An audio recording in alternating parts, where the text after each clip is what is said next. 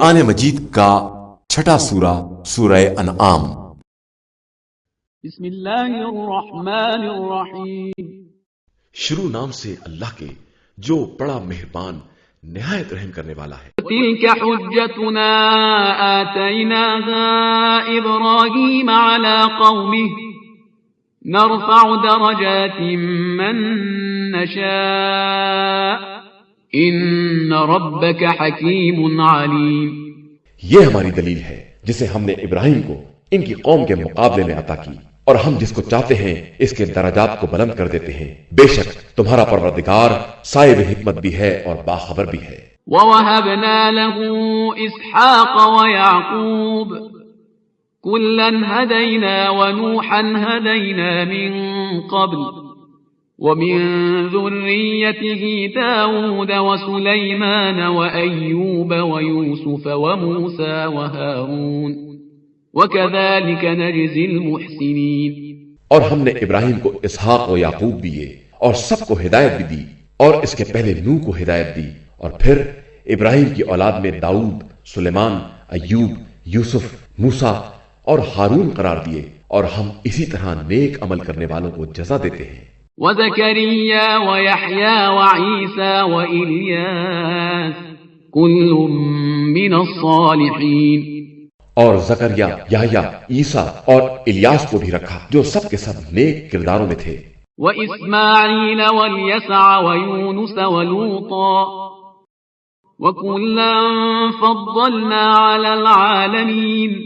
اور اسماعیل، الیسع، یونس اور لوط بھی بنائے، اور سب کو عالمین سے افضل و بہتر بنایا۔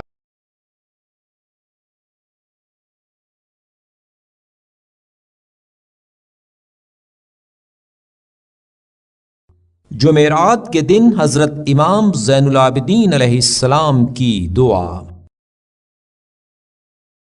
شروع نام سے اللہ کے جو بڑا مہربان نہایت رحم کرنے والا ہے۔